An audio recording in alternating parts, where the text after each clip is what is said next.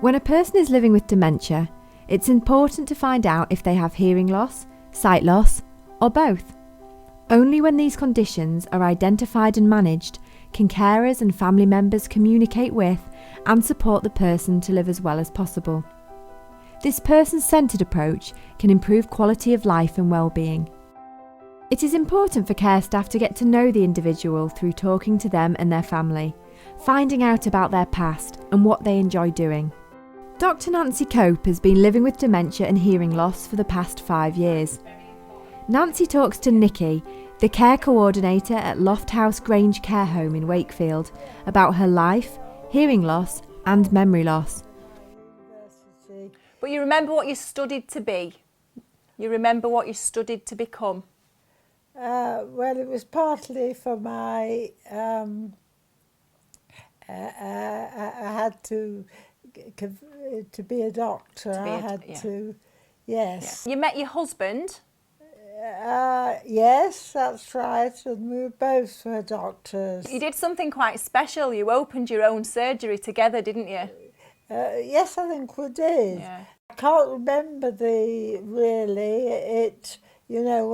I was a doctor there at all now. My memory's gone so badly. In retirement, Nancy was very interested in music, painting, her cats, and where there was a museum at which she was a volunteer.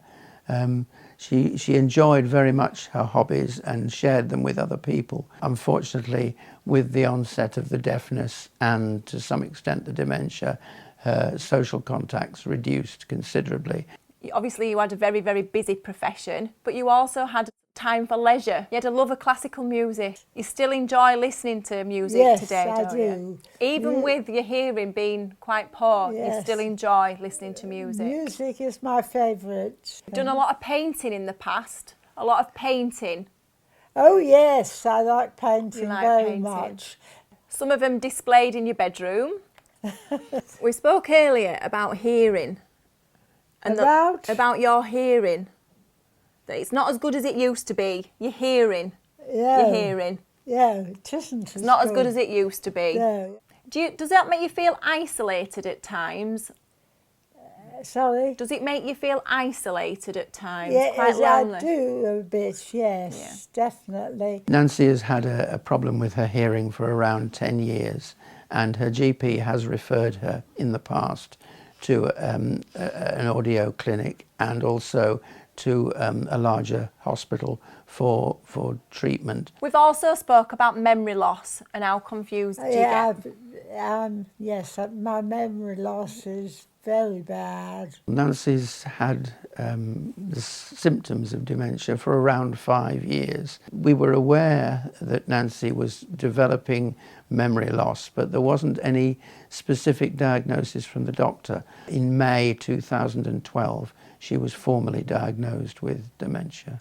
Would you say that it frustrates you not being able to remember certain things? Get frustrated? Yes, it does. It certainly does. Yeah. Do you feel sometimes that you miss out on social events, Nancy? Yes, I do, a little bit. As far as the hearing loss is concerned, Nancy prefers face-to-face conversations on a one-to-one basis. If you speak slowly, or reasonably slowly, she can usually follow most things. When someone has both dementia and hearing loss, care staff should be aware of the extra challenges this presents, both for the individual and those caring for them. Part of the dementia training is for staff to empathise on a level with residents and different predicaments and different forms and stages of dementia, making you actually understand how difficult it is and realise how important communication between staff and residents really is. It's important that care staff get to know a person and find out how the person prefers to communicate, so that care can be adapted to fit their needs. Caring for people who are living with dementia and hearing loss requires care, attention and patience. Remember, communication is key. Sight loss is common among people with dementia. Living with both conditions can impact on a person's confidence, independence, emotional well-being, and ability to communicate. Jim started off in the army and was in there for 3 years in the Royal Artillery. He was in there about 3 years, and then he came out and done his ideal job as a stoker on steam trains. That was one of his biggest passions. He did that for many years until he retired and he moved up to the Lake District, where he started a B&B with his family, and he was a barman because he was a very social person. He then retired in 1992. And took the role on of looking after all of his grandchildren, 5 grandchildren. Jim Hartshorn now lives in Dalton Court in Cumbria. He is living with dementia and is almost completely blind. We find out how life has changed for Jim living with sight loss and dementia. Jim has dementia, he has vascular dementia, and he also has blindness in both eyes. It was diagnosed several years ago, and he has arthritis in both his knees as well. Jim's sight loss went quite quick, and it was confirmed by optician visits and the ophthalmologist. I think the dementia wasn't far behind after losing his sight, and his dementia, his wife Jean became aware of it when he was attending a day centre and he was going home, and she was asking him what sort of day he'd had, and Jim would reply, "I haven't been." We try and keep Jim as independent as possible, even if it's just washing his face or giving himself a shave with his electric razor. Some days he's very reluctant to accept his personal care, and one of the good distraction techniques is talking about a trip to China he had. He enjoys reminiscing about the time that he was there and the Great Wall of China and how he walked along it. And so he likes to remember the past, and we often talk to Jim about what he used to do, where he's travelled and his vocations. Shopping. If you've not been and you can afford to go, go.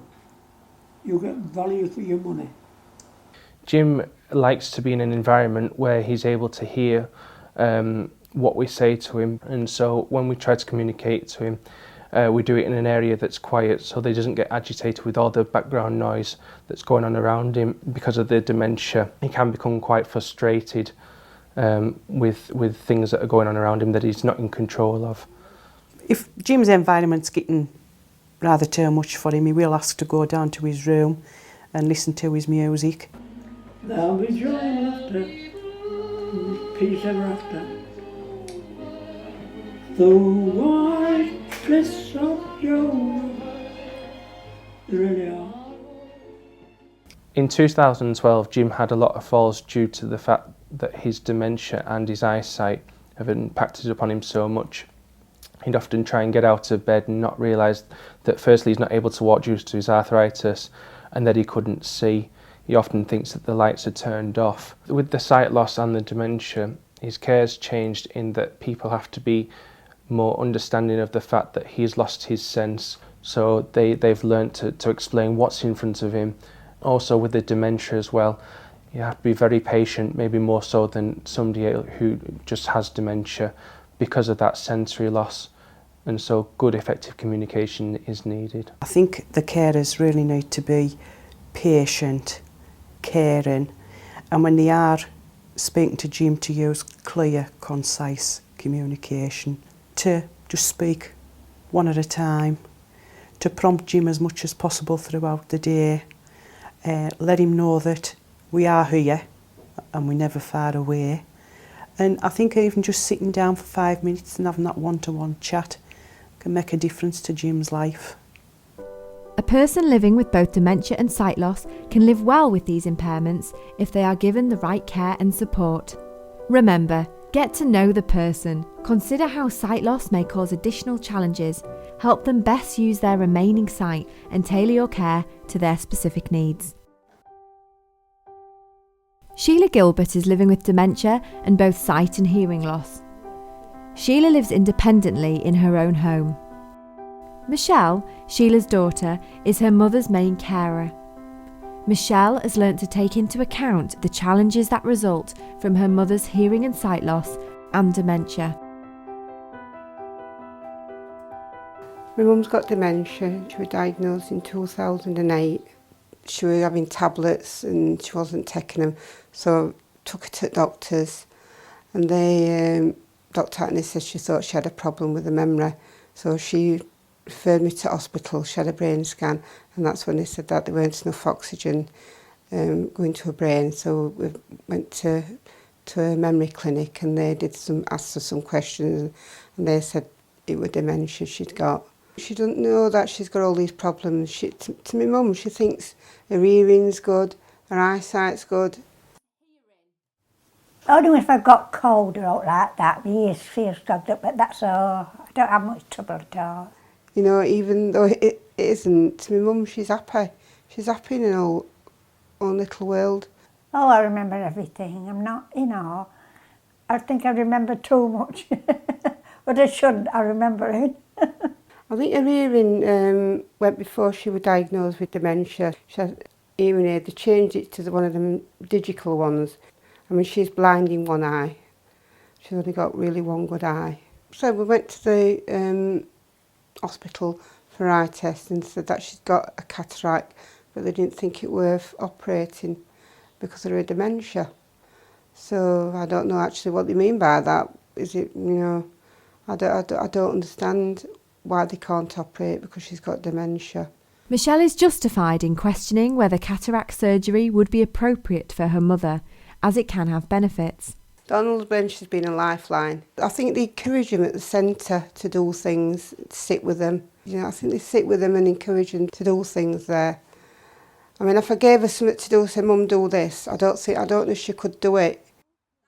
Lindsay Button is the manager at the Darnall Dementia Group in Sheffield.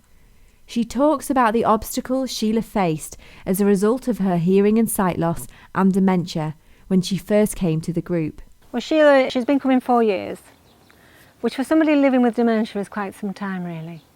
Initially, she came 1 day a week, and she was quite quiet and reserved. And I think with her deafness, it took her a little bit longer to feel that she was part of our group, and it took us a little bit longer to get to know her. Although she does have hearing aids, she won't wear them. And it was difficult to establish how much she could hear.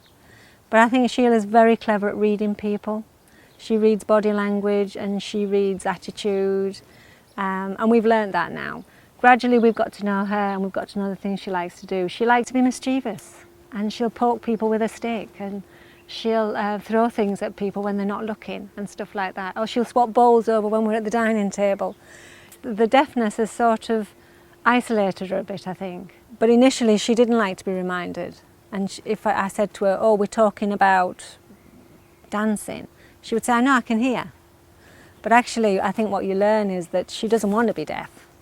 And what we try and do is not draw attention to that fact. So what we'll do is all the volunteers that work with us, and obviously the paid staff, are aware that she's deaf. And they're aware that she doesn't like it being drawn attention to. And they know that when they're working with her, that she doesn't like people to move in very close. She's very trusting of me and will allow that. And we do sometimes have to write things down.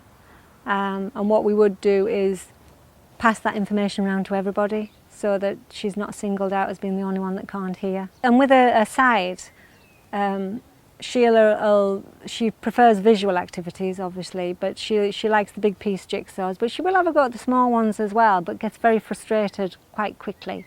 So we tend to give her things that are sort of fit her needs more.